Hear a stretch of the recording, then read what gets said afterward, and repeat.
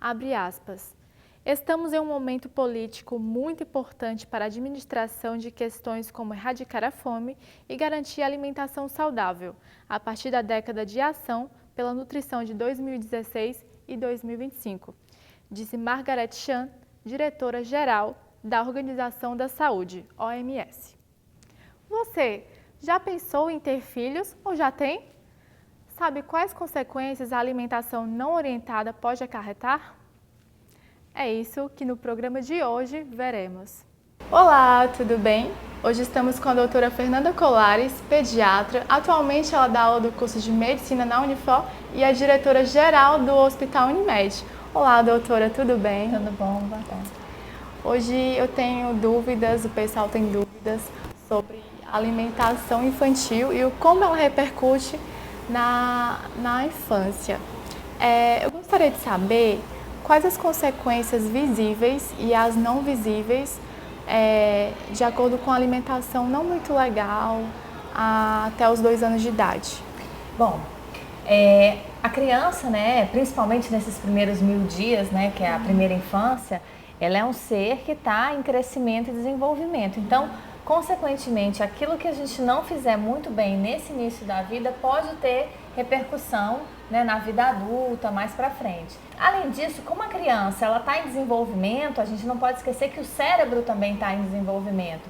Então, a alimentação adequada, né, que com todos os nutrientes, de maneira que a criança tem uma alimentação variada, não gere anemia, não gere deficiências, também vai contribuir para o bom desenvolvimento do sistema nervoso central e, consequentemente, para o bom desenvolvimento da inteligência, né, das habilidades cognitivas da criança. Doutora Fernanda, hoje em dia, qual é o maior, no seu consultório, qual é o maior erro, assim, digamos, que os pais estão cometendo na alimentação dos bebês, das crianças até 2 anos de idade? Bom, os principais erros, e é isso, varia um pouco, claro, de acordo com a faixa socioeconômica e educacional da família, mas tem algumas coisas que são muito comuns. A gente vê muitos excessos, a gente vê muitos industrializados, e aí os industrializados eles são muito ricos em sódio, são muito ricos em açúcar, e isso acaba favorecendo, primeiro que na infância a criança está desenvolvendo o paladar, então se a gente começa a estimular essa alimentação muito rica em doce ou muito rica em sal, quando ele se tornar um adulto, ele vai acabar sendo aquele adulto que gosta da comida mais puxada para o doce ou mais puxada para o sal, né? Aquela pessoa que quando o prato está pronto ainda assim gosta de botar sal na comida, e isso vai favorecer hipertensão e tal e outros problemas na frente. E também, como a criança é um ser em desenvolvimento, a proteína, né, é um alimento construtor, é um alimento muito importante. Então a gente vê muita criança que não gosta de comer carne, e aí quando a gente diz carne, todos os tipos de proteína, carne, frango, peixe, ovo, que são uma base importante da alimentação. Então é importante que a alimentação seja variada. A gente vê muita alimentação rica em carboidrato, então muito leite ou arroz, farofa, pirê, macarrão, que são coisas que são importantes. A gente precisa ter alimentação variada, mas a gente precisa do equilíbrio. E aí não pode esquecer a proteína, não pode esquecer os legumes, as frutas, as fibras, mesmo a gordura, né? As boas gorduras a criança também precisa comer para ela poder ter um desenvolvimento normal, principalmente do sistema nervoso. O bebê começa a formar seu paladar desde a barriga da mãe, né? A gente sabe disso. Agora, eu queria saber qual a sua opinião a respeito. Eu sei que muitas mães ou não conseguem, né, realmente amamentar por algum problema, nem sempre é porque não quer. E eu queria saber sua opinião a respeito das fórmulas. O leite materno, a gente sabe, né? É o leite que foi feito sob medida para o bebê. Então, ele é o alimento por si só mais completo e é o alimento que, além da questão nutricional, ele tem também a questão imunológica, porque ele traz vários anticorpos da mãe, e o vínculo, porque o carinho, aquele momento que a criança está ali no seio da mãe, então ele é um alimento completo por todos esses sentidos. Mas a gente sabe que tem pessoas que têm dificuldade de amamentar, seja porque está usando algum medicamento que não pode, seja porque tem alguma dificuldade mesmo e ela não consegue amamentar. E aí, para isso, tem as fórmulas. Então, eu acho que o mais importante quando a gente fala da alimentação infantil é em relação ao caminho do meio, né? É ao bom senso, é a gente entender as dificuldades e as particularidades de cada um. Então a gente tem que ver qual é o alimento mais adequado para aquela criança, mais adequado para aquela família. Agora, doutora, ao longo dessa sua jornada, né, de atendimento, qual é a maior procura dos pais e qual é a consequência? Por que eles estão procurando por esse motivo? Bom, e aí passa um pouquinho do primeiro ano de vida, né? A gente tem que entender um pouco como é que se dá o desenvolvimento da criança. Então, o primeiro ano de vida é a fase onde a criança mais vai crescer na vida. Estirão, né? É o primeiro estirão. Porque se a gente pegar assim como base, a maioria das crianças nasce em torno de 50 centímetros.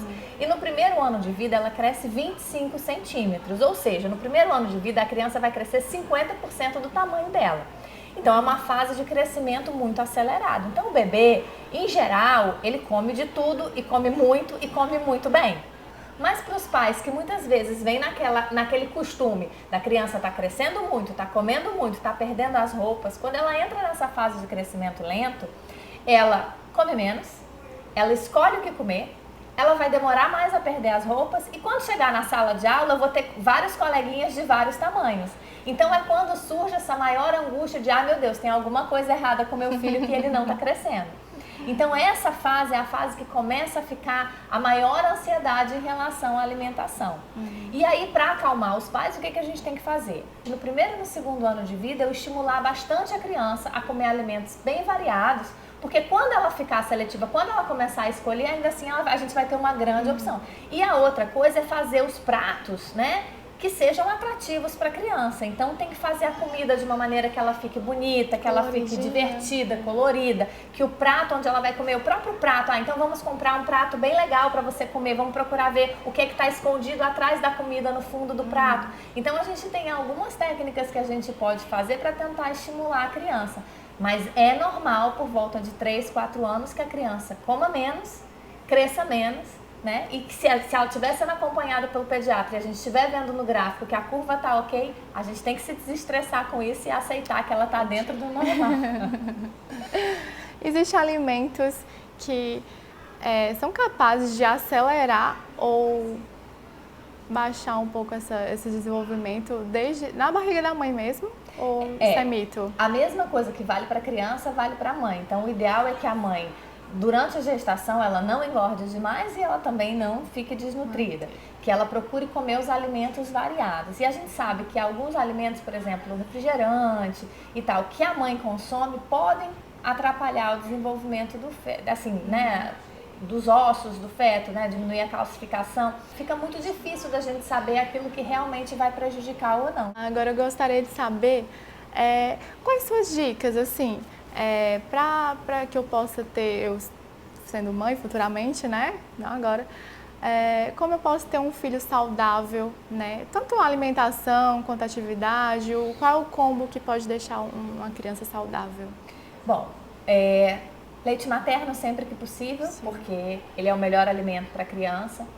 Depois, quando a gente for começar a alimentação da criança, então a gente realmente parar no momento da alimentação para alimentar a criança. Então, evitar estar alimentando a criança olhando no celular, ou mesmo, não, vamos distrair a criança, e aí eu boto a criança para comer vendo no celular e ela não está percebendo que ela está comendo. Então, a gente tem que desenvolver uma relação saudável da criança com a comida. E aí ela vai começar a encarar esse momento da alimentação como um momento natural, como um momento que não é um momento de tensão, que não é um momento de briga, né? Porque em muitas casas o momento da alimentação é um momento de briga. E aí ela vai desenvolvendo uma relação saudável com o alimento e aí isso vai favorecer com que ela se alimente bem futuramente.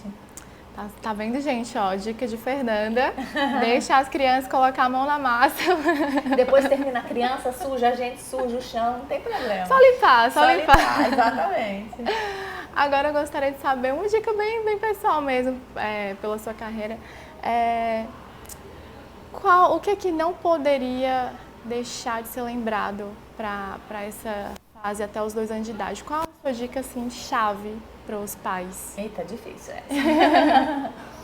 Mas eu acho que a principal dica é o equilíbrio, né? É a gente evitar os exageros, tanto para um lado quanto para o outro. Então, O leite materno é importante, mas se não puder amamentar, não é o fim do mundo, né? E amamentar é muito difícil. Sim. Eu, como pediatra, que sabia tudo de alimentação, quando eu fui ter meu primeiro filho, eu fui crente que, assim, a amamentação ia ser facílima para mim. E não foi, né? É uma coisa que você tem dificuldade. Então, se você tem dificuldade, peça ajuda, né? Entenda que você não é menos mãe ou menos mulher porque você está passando por essa dificuldade. Porque a gente cresce vendo Lagoa Azul, isso aí não é da sua idade, é mais da minha. Mas na Lagoa Azul, os dois que estavam lá na Ilha Deserta não sabiam de nada, ela bota o neném no peito e no instinto ela começa a amamentar. E nem sempre é assim, né? A gente vê que a amamentação é uma coisa que é difícil, que a gente está cansada, né? Que às vezes não pega direito, que pode doer, que pode machucar. Então, a gente pode precisar de ajuda para conseguir desenvolver aí uma boa amamentação. Então, primeira dica eu acho que é essa. Tá tudo bem, né? Nem todo mundo é igual a todo mundo. O caminho do meio é o caminho do equilíbrio, do bom senso, que é o que vai ajudar aí a gente a desenvolver a criança. Então, assim, o equilíbrio e o vai dar certo, eu acho que resolvem aí os problemas. Adorei essas dicas. Estou mais segura agora para ter meu filho futuramente. Daqui uns 15 anos, tá, gente? Agora, eu gostaria de saber, para essas mãezinhas que, por algum motivo, não conseguem, né, amamentar, quais são as alternativas antes, assim, de realmente desistir? Existem alternativas? Quais são elas? Bom, a gente tem, como eu disse, né, outros membros da equipe de saúde que podem ajudar. Então, às vezes, se a criança tem alguma dificuldade de pega, a gente tem algumas enfermeiras que são especializadas nessa parte de amamentação. A gente tem vários postos de coleta e bancos de leite aqui na cidade, onde a mãe pode procurar e a enfermeira ajuda. Gratuitamente? Gratuitamente. Claro, se você quiser contratar, sim, tem vários grupos que vão em casa, mas as nossas maternidades aqui, em geral, tem bancos de leite, né, que tem esse serviço. Se procurar no site do Ministério da Saúde, consegue ver os locais da cidade que tem esse atendimento. E aí, muitas vezes, a dificuldade de amamentar é uma dificuldade de pega. É você ali não tá conseguindo posicionar direito o neném e elas ajudam. A fono também ajuda. Quando você tem ferida, porque o bebê pegou o peito errado e aí acabou ferindo, a gente tem algumas técnicas com laser e tal que acabam ajudando a cicatrização.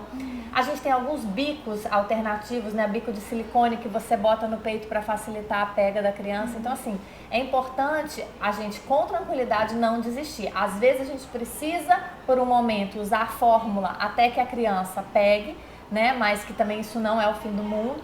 E a gente tem muita gente disposta a ajudar. Então, procurar o próprio pediatra, fonoaudióloga, as enfermeiras da amamentação, o banco de leite. Acho que tem uma rede muito grande de pessoas dispostas a ajudar as mães que têm dificuldade de amamentar. Nossa, eu fiquei surpresa com a parte da fono, eu não sabia. Que a gente vê mais assim para quem é cantor, quem tem alguma dificuldade, né? Eu não sabia que tinha essa parte. Elas estimulam a pega, estimulam a posição, nossa, muitas vezes a posição da língua, então fazem uns exercícios, algumas dicas de posicionamento para ajudar aí na amamentação. Muito bacana. Então, doutora Fernanda, eu fico muito grata pela sua presença, né? Ter aceitado o meu convite. Muito obrigada. De nada, por esclarecer várias dúvidas minhas, do pessoal, com certeza.